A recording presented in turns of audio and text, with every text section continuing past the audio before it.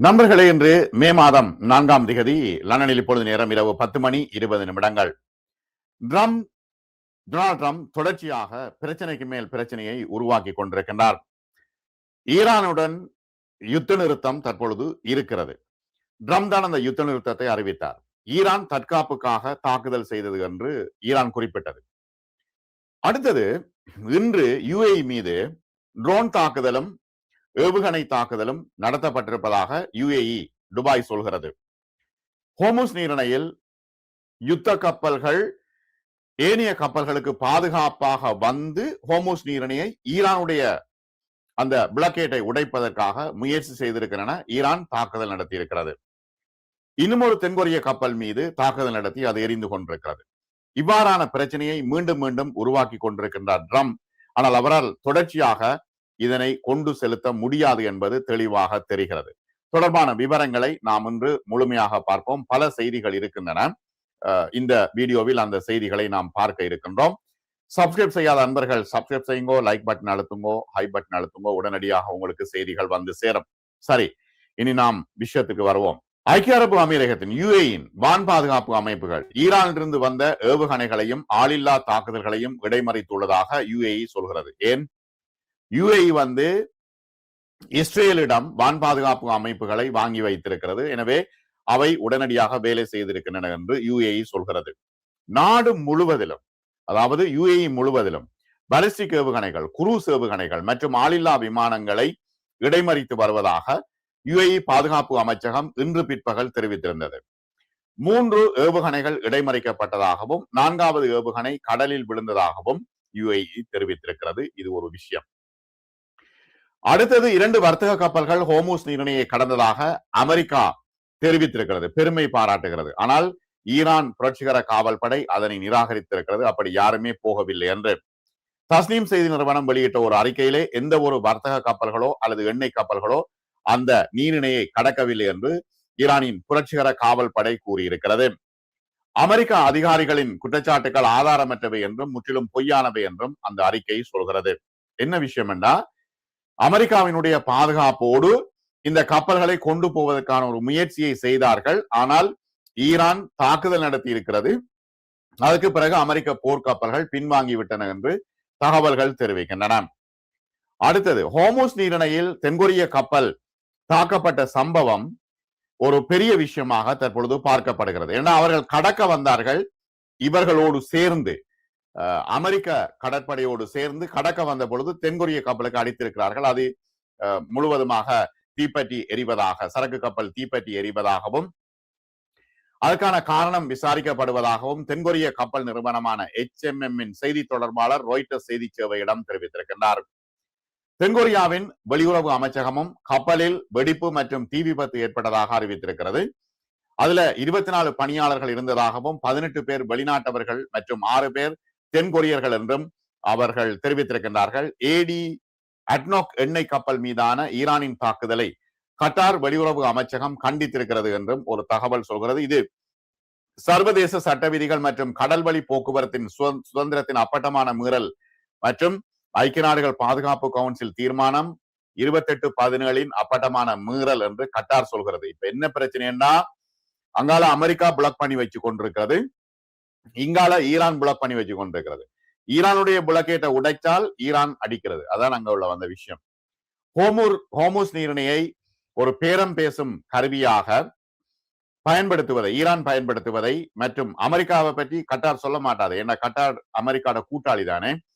ஆகவே ஹோர்முஸ் நீரிணையை ஒரு பேரம் பேசும் கருவியாக ஈரான் பயன்படுத்துவதை கட்டார் அரசு திட்டவட்டமாக நிராகரிப்பதாகவும் நிபந்தனைகளின்றி அதை மீண்டும் திறக்க அழைப்பு விடுப்பதாகவும் அறிவித்திருக்கிறது. கப்பல் போக்குவரத்து பாதையில் சுதந்திரம் எந்த சமரசத்துக்கும் இடமளிக்காத உறுதியாக நிறுவப்பட்ட கொள்கை முறையிலே இது நடத்தப்பட வேண்டும் என்றும், நீரிணை தொடர்ந்து மூடப்பட்டிருப்பது பிராந்திய நாடுகளின் முக்கிய நலன்களை ஆபத்துக்கு உள்ளாக்கும் என்றும் கட்டார் வெளியுறவு அமைச்சகம் வலியுறுத்தி இருக்கிறது. இப்ப அமெரிக்காவை போக சொன்னா கட்டார் அமெரிக்காவை கண்டிக்க மாட்டது, ஈரானை கண்டிக்கிறது. அண்டை நாடுகளுக்கு சொந்தமான சொத்துக்கள் மீதான ஈரானின் நியாயமற்ற தாக்குதல்களை நிறுத்த வேண்டியதன் அவசியத்தை கட்டார் வலியுறுத்தி இருக்கிறது. யுஏஇயுடன் முழுமையான ஒற்றுமையையும் அது உறுதிப்படுத்தி இருக்கிறது. ஹோர்முஸ் நீரிணையை திறக்குமாறு ஈரானுக்கு அழுத்தம் கொடுக்க சீனா தற்பொழுது ராஜதந்திர முயற்சிகளில் ஈடுபடுகிறதா என்பதை அமெரிக்கா கவனித்து வருவதாக அமெரிக்க கருவூல செயலாளர் ஸ்காட் பெசன் தெரிவித்திருக்கின்றார். போக்ஸ் நியூஸுடன் பேசிய பெசன் என்ன சொல்கின்றார் என்றால், இப்ப சீனா சொல்கிறது ஈரானுடைய கப்பல், ஈரான்ல இருந்து எண்ணெய் கொண்டு வருகின்ற கப்பல்களை நாங்கள் கொண்டு வருவோம், நீங்கள் அடித்தா அதுக்கு பதிலடி வழங்கப்படும் என்று சீனா வலியுறுத்தி இருக்கிறது. எனவே இது மிகப்பெரிய பிரச்சனை.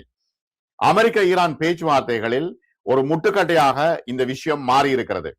கப்பல் குறிவைக்கப்பட்டதாக சொல்கின்ற செய்திகள், அதாவது அமெரிக்க கப்பல்கள் குறிவைக்கப்பட்டதாக சொல்கின்ற செய்திகளை ப்ராஜெக்ட் ஃப்ரீடம் என்று அவர்கள் சென்கமும் ட்ரம்பும், டொனால்ட் ட்ரம்பும் பேர் வைத்திருக்கின்றார்கள். அதற்குள்ளால கொண்டு வருகிறது ப்ராஜெக்ட் ஃப்ரீடமா.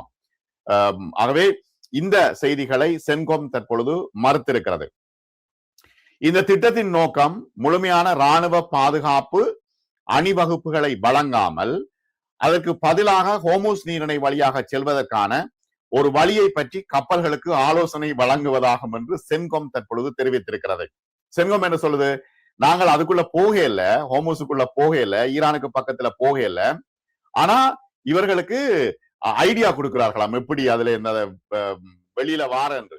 கனிவெடிகள் பதிக்கப்பட்டிருக்கலாம் என்று கப்பல்கள் கருதும் பாதைகளை தவிர்ப்பதற்காக சென்கம் உதவுகிறது, அதனால் தான் தாங்கள் அங்க போனோம் என்று சொல்கிறார்கள். ஆனால் ஈரான் 2 ஏவுகணை விட்டு அந்த அமெரிக்க கப்பல்களை திருப்பி அனுப்பிவிட்டதுதான் உண்மையான விஷயம். அமெரிக்காவுடனான பேச்சுவார்த்தைகளில் ஈரான் தன்னிடம் இருப்பதாக நம்புகின்ற துருப்புச் சீட்டுகள் ஒன்றை பறிக்கும் நோக்கில், அதாவது ஹோர்முஸ் நீரிணை வழியாக கப்பல்களை நகர்த்த முயற்சிப்பதே டொனால்ட் ட்ரம்பின் நோக்கம். இதை அவர் ஒரு மனிதாபிமான பணியாகவே அவர் சொல்றார், வெளியில அப்படி சொல்றார், ஆனால் அப்படி இல்ல விஷயம். அப்ப ஈரானுக்கு ஒரு நெருக்கடி கொடுக்கிறது.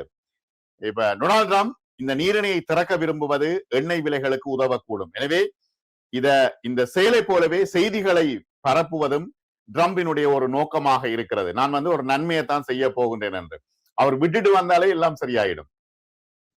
அமெரிக்க கடற்படையின் போர்க்கப்பல்களை கண்காணித்த பிறகு, ஹோர்முஸுக்குள்ள வந்த அமெரிக்க கடற்படையின் கப்பல்களை கண்காணித்த பிறகு ஈரான் எச்சரிக்கைகளை விடுத்தது. எச்சரிக்கைக்காக சூடு நடத்தியது, தாக்குதல் நடத்தியது. ஏன்னா போய் பக்கத்துல விழுந்து வெடித்திருக்கிறது. இத்தகைய அபாயகரமான நடவடிக்கைகளின் விளைவுகள் அமெரிக்கா மற்றும் இஸ்ரேல் மீது இது மிகப்பெரிய ஒரு அழிவை ஏற்படுத்தும் என்று தற்பொழுது இராணுவ நோக்கர்கள் சொல்கின்றார்கள். இராணுவத்தின் மக்கள் தொடர்பு அலுவலகத்தின்படி அமெரிக்க போர்க்கப்பல்கள் என்ன செய்திருக்கிறார்கள்னா, ஓமான் கடல்ல தங்கள் ரேடார்களை அணைத்து விட்டு, நேவிகேஷன் எல்லாத்தையும் அணைத்து விட்டு ஹோர்முஸ் நீரிணையை அணுக முயன்றார்கள். அதற்கு பிறகு கிட்ட வந்தோடனே ரேடார்களை மீண்டும் இயக்கினார்கள். உடனேயே போர் நிறுத்தத்தை மீறுவதால் ஏற்படும் ஆபத்துக்கள் குறித்து ஈரான் கடற்படையிடம் இருந்து வானொலி எச்சரிக்கையை அவர்கள் உடனடியாக வானொலி எச்சரிக்கை சொன்னார்கள், இதுக்குள்ள வராதவங்க வந்தா நாங்க சுட்டு போடுவோம் என்று. அமெரிக்க போர்க்கப்பல்கள் அந்த எச்சரிக்கையை புறக்கணித்தன என்று ஈரான் சொல்கிறது. இந்த நிலையில்தான் ஈரானிய கடற்படை அமெரிக்க கப்பல்களுக்கு அருகே குரூஸ் ஏவுகணை, ராக்கெட் மற்றும் போடோன் ட்ரோன் மூலம் எச்சரிக்கை துப்பாக்கி சூடு நடத்தி மீண்டும் எச்சரிக்கையை விடுத்தது. உள்ளுக்கு வந்தா நிச்சயமாக தாக்கி அளிப்போம் என்று IRIP செய்தி நிறுவனம் இந்த விஷயத்தை தெரிவித்திருக்கிறது. ஹோர்முஸ் நீரிணையில் தென்கொரிய கொடியோடு கூடிய கப்பல் ஒன்று தாக்குதலுக்கு உள்ளானதாக தெரிவிக்கப்படுகின்ற விஷயம் தொடர்பாக தென்கொரியாவின் ஜோன்ஹாப் செய்தி நிறுவனமும் உறுதிப்படுத்தி இருக்கிறது. தற்போதைய அறிக்கைகளின்படி உயிரிழப்புகள் எதுவும் ஏற்படவில்லை என்றும் அரசாங்கம் உண்மைகளை சரிபார்த்து வருவதாகவும் சொல்கின்றார்கள். இதற்கிடையில் மர்சாயூன் மாவட்டத்தில் உள்ள கந்தாரா நகரில் இஸ்ரேலிய படைகள் மற்றும் அவர்களது வாகனங்கள் மீது ஹிஸ்புல்லா போராளிகள் ராக்கெட்டுகளை ஏவியதாக ஹிஸ்புல்லா தெரிவித்திருக்கிறது. உள்ளூர் நேரப்படி இன்று மதியம் 12:10 இந்த தாக்குதல்கள் நடைபெற்றதாக ஹிஸ்புல்லா தெரிவித்திருக்கிறது. தெற்கு லெபனானில் ஞாயிற்றுக்கிழமை இஸ்ரேலிய படைகளுக்கு எதிராக 11 நடவடிக்கைகளை மேற்கொண்டதாக ஹிஸ்புல்லா சொல்கிறது. இஸ்ரேல் தெற்கு லெபனானை தன் கட்டுப்பாட்டில் வைத்திருப்பதோடு அங்குள்ள கிராமங்களையும் இடித்து நொறுக்கி வருகிறது. இதே நேரத்தில் ஹிஸ்புல்லா இஸ்ரேலிய ராணுவத்தினர் மீதான தாக்குதல்களையும் தொடர்ந்து நடத்தி வருகின்றார்கள். அடுத்த விஷயம், வளைகுடா ஒத்துழைப்பு மன்றத்தின் GCCயின் பொதுச் செயலாளர் ஜாசிம் முகமது அல் ஃபத்தாவி ஹோர்முஸ் நீரிணையில் பயணித்துக் கொண்டிருந்த ஐக்கிய அரபு அமீரக எண்ணெய் கப்பல் மீது ஈரான் நடத்திய தாக்குதலை கடுமையாக கண்டித்திருக்கின்றார். இந்த நீரிணை வழியாக செல்லும் கப்பல்களை குறிவைத்து ஈரான் நடத்துகின்ற இந்த கொடூரமான தாக்குதல்கள் தொடர்பது கடல் வழி பாதைகள் மற்றும் நீரிணையின் பாதுகாப்பை கடுமையாக அச்சுறுத்தும் செயலாகும் என்று அவர் தெரிவித்திருக்கின்றார். ஐக்கிய அரபு அமீரகம் சொல்கிறது இறையாண்மை, பாதுகாப்பு, நிலைத்தன்மை இந்த விஷயங்கள் எல்லாம் ஜிசிசி சொன்னாலும் கூட அவர்கள் அமெரிக்காவோடு இணைந்திருக்கும் காலமெல்லாம் ஈரான் அடித்துக் கொண்டிருக்கும். ஒரு நாளைக்கு கிட்டத்தட்ட 1 பில்லியன் பவுண்டுகள் செலவில் மத்திய கிழக்கிலே அமெரிக்காவின் ராணுவ நடவடிக்கை எந்த கோணத்தில் பார்த்தாலும் அமெரிக்காவை பாதித்து வருவது மிக தெளிவாக தெரிகிறது. இது அதிபர் டொனால்டு டிரம்பினுடைய அரசியல் ரீதியாகவும் ராணுவ ரீதியாகவும் அவரை முடக்கி வருகிறது. வெள்ளை மாளிகையின் இந்த சீரற்ற போரை தெஹ்ரான் ஒவ்வொரு கட்டத்திலும் தந்திரமாக முறியடித்து வருகிறது. ஹோர்முஸ் நீரிணையை விடுவிப்பதற்காக டொனால்டு டிரம்ப் மேற்கொண்ட இந்த மனிதாபிமான நடவடிக்கை என்று சொல்றார் தானே, அதுக்கு பதிலடியாக அமெரிக்க கடற்படை போர்க்கப்பல்களை ஈரான் குறிவைப்பது முக்கிய அடுத்த நடவடிக்கையாகும் என்று தற்பொழுது ராணுவ ஆய்வாளர்கள் எச்சரிக்கை விடுத்திருக்கிறார்கள். சொல்லப்படுவது போல ஈரான் ஒரு அமெரிக்க கடற்படை போர்க்கப்பலை தாக்கவில்லை, மாறாக குறிவைத்திருக்கிறது. தாக்குவோம் என்று சொல்லியிருக்கிறது, சுத்தி வர அடித்திருக்கிறது. அப்ப எவ்வளவு துல்லியமான அடி போட்டிருக்கிறது. தரை வான் பாதுகாப்பு ஏவுகணைகளுக்காக அமெரிக்கா மேலும் பல 100,000கணக்கான பவுண்டுகளை செலவழிக்க வைத்திருக்கிறது. குறைந்தபட்சம் இது அமெரிக்க ராணுவத்திற்கு விடுக்கப்பட்ட ஒரு எச்சரிக்கை மணி ஈரானால். முக்கியமாக நீரிணையை விடுவிப்பதற்கான டொனால்டு டிரம்பினுடைய இந்த திட்டத்திற்கு இது ஒரு பெரிய சவாலாக அமைந்திருக்கிறது என்று ராணுவ வல்லுநர்கள் சொல்கின்றார்கள். வளைகுடாவில் சிக்கி தவிக்கின்ற வர்த்தக கப்பல்களுக்கு அமெரிக்க கடற்படை பாதுகாப்பு அளிக்க முயன்றால் தாக்குதல் மூலம் பதிலடி கொடுப்போம் என்ற தனது அச்சுறுத்தலை நிறைவேற்றும் ஒரு வகையாகவும் இது அமைந்திருக்கிறது. அதே நேரம் UAE மீதும் தாக்குதல்கள் நடத்தப்பட்டிருக்கின்றன. சரி, இந்த நடவடிக்கை எப்படிப்பட்ட பெயரில் அழைக்கப்பட்டாலும் அமெரிக்க படைகளை நீரிணைக்குள் நுழைய இஸ்லாமிய புரட்சிகர காவல் படை அனுமதிக்க போவதில்லை என்பது திட்ட தெளிவாக தெரிகிறது. ஈரான் மீதான தாக்குதல் நடவடிக்கைக்கு வழக்கமாக வழங்கப்படும் போர்க்குணமிக்க பெயரான ஆபரேஷன் எபிக் ஃபியூரி என்பதிலிருந்து அமெரிக்கா ட்ரம்ப் தற்பொழுது புதிய பெயரை போட்டிருக்கின்றார், ப்ராஜெக்ட் ஃப்ரீடம். இது ஒரு பெரிய பின்வாங்கல் என்று ராணுவ ஆய்வாளர்கள் சொல்கின்றார்கள். என்னன்னா, எபிக் ஃபியூரியில இருந்து ப்ராஜெக்ட் ஃப்ரீடம் என்று அவர் பேரை மாத்திட்டார். இதே அமெரிக்காவுக்கு ஒரு பெரிய பின்வாங்கல் என்று ராணுவ ஆய்வாளர்கள் சொல்கின்றார்கள். அதிகரித்து வருகின்ற எண்ணெய் விலைகள், சர்வதேச விமான பயணங்களுக்கான எண்ணெய் இல்ல, விலை கூடி போயிடுது, அச்சுறுத்தல்கள், இப்போது விமான நிலைய வேலைகள் ஆகியவற்றில பிரச்சனை, இந்த மோதல் மேற்கத்திய நாடுகளில் உள்ள அனைவரின் குறிப்பாக பிரிட்டிஷ் நுகர்வோரின் நிதிநிலையை பாதிக்கிறது என்று பிரிட்டன் தொடர்ந்து சொல்லிக் கொண்டு வருகிறது. அமெரிக்க காங்கிரஸ்ல மன்னர் சார்ல்ஸ் ஆற்றிய அற்புதமான உரை இருந்த போதிலும், இந்த யுத்தத்தை எல்லாம் நிறுத்துங்க என்று சொன்ன போதிலும், இந்த மோதல் குறித்து இங்கிலாந்தின் நிலைப்பாடு தொடர்பாக நடந்து கொண்டிருக்கின்ற ட்ரம்புக்கும் இங்கிலாந்துக்கும் நம்பர் 10க்கும் இடையிலான ஒரு பிளவை ஏற்படுத்தி இருக்கிறது. இங்கிலாந்துல இப்ப யூத எதிர்ப்பு அதிகரித்து வருகிறது. கண்ட இடங்கள்ல யூதர்கள் அடிக்கிறார்கள், கொள்ளுகின்றார்கள் என்ற பிரச்சனை வருகிறது. மத்திய கிழக்குல இஸ்ரேலின் ராணுவ நடவடிக்கையும் பிரிட்டிஷ் யூத சமூகத்தையும் தவறாக ஒன்றிணைப்பது இதற்கு மேலும் மேலும் தூபம் போடுகிறது. டொனால்டு ட்ரம்ப் தூபம் போட்டுக் கொண்டிருக்கின்றார். பிரிட்டன்ல வீட்டு விலைகள் அதிகரித்திருக்கின்றன.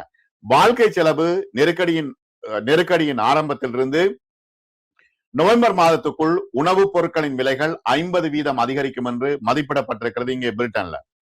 உலக பொருளாதாரத்துக்கு மேலும் ஒரு பேரழிவு தரம் அடியை தடுப்பதற்கு ஹோர்முஸ் நீரிணையை திறப்பதுதான் ஒரே ஒரு விஷயம். எண்ணெய் எரிவாயுவை விட வேணும், தடையற்றதாக விட வேண்டும் என்பதை தெஹ்ரான் தெளிவாக அறிந்திருக்கிறது. ஆனால் இந்த மோதலுக்கு முன்னதாக ஆட்சியின் எதிர்கால இருப்பை அச்சுறுத்தும் வகையில் பல மாதங்களாக கிளர்ச்சிகளும் ஆர்ப்பாட்டங்களும் ஈரான்ல நடந்தன. அதுவும் ஈரானுக்கு ஒரு மிகப்பெரிய அறிவுறுத்தலாக இருக்கிறது. இப்பொழுது கிட்டத்தட்ட 30% பேர் வறுமையில் வாடுகின்றார்கள். இப்ப டொனால்டு ட்ரம்ப் என்ன சொன்னார்? உதவி வந்து கொண்டிருக்கிறது, ஈரான் மக்களை காப்பாற்ற போகின்றேன் என்று சொன்னார். ஆனால் இந்த மோதலால் ஈரானியர்களை கொன்றதை தவிர அவர்களுக்கு உதவ எதுவும் டொனால்டு ட்ரம்ப் செய்யவில்லை. மேலும் ட்ரம்ப் தனது ராணுவ நடவடிக்கையை எவ்வளவுதான் நியாயப்படுத்த முயன்றாலும் அது பலனளிக்காமல் இருக்கிறது. அவரது நிர்வாகம் இந்த போரிலிருந்து வெளியேறுவதற்கான ஒரு வழி அவசியம் தேவைப்படுகிறது என்றும் ஈரானின் ஆட்சி ஒரு சமிக்கையை அனுப்புகிறது. போர் ஆய்வு நிறுவனத்தின்படி தெஹ்ரான் சொல்கிறது, தனது அணுசக்தி திட்டம் குறித்த பேச்சுவார்த்தைகளை விட்டுவிட்டு ஒரு தீர்வை கோருகிறது. போரை விரைவாக முடிவுக்கு கொண்டு வர தெஹ்ரானும் முயல்கிறது. இந்த போர் ஈரானின் ராணுவத்தை பேரழிவுக்கு உள்ளாக்கி இருக்கிறது தான். ஆனால் டொனால்டு டிரம்பினுடைய போர்க்குணமிக்க கோரிக்கைகளை மீறும் அதன் ஆர்வத்தை குறைக்கவில்லை என்று ராணுவ ஆய்வாளர்கள் சொல்கின்றார்கள். இருக்கின்ற சூழ்நிலையில் மூடிய கதவுகளுக்குள் பின்னால் நடக்கும் மறைமுக பேச்சுவார்த்தைகள் காரணமாகத்தான் தீவிரமாக நடைபெறுகின்றன. அதன் காரணமாகத்தான் இதுவரையில் இந்த போர் நிறுத்தம் தொடர்ச்சியாக இருக்கிறது. வளைகுடா பகுதியை விட்டு வெளியேறுவதை டொனால்டு டிரம்ப் ஏற்க வேண்டி இருக்கும், நிச்சயமாக அவருடைய ஈகோவை எல்லாம் தள்ளி வைத்து விட்டு என்றுதான் தற்பொழுது ராணுவ ஆய்வாளர்கள் தெளிவாக குறிப்பிடுகின்றார்கள். மிக நன்றி நண்பர்களே. மற்றும் ஒரு காணொளியில் சந்திப்போம். சப்ஸ்கிரைப் செய்யாத நண்பர்கள் சப்ஸ்கிரைப் செய்யுங்கோ, லைக் பட்டன் அழுத்துங்கோ, ஹை பட்டன் அழுத்துங்கோ. உடனுக்குடன் உங்களுக்கு செய்திகள் வந்து சேரும். மிக்க நன்றி.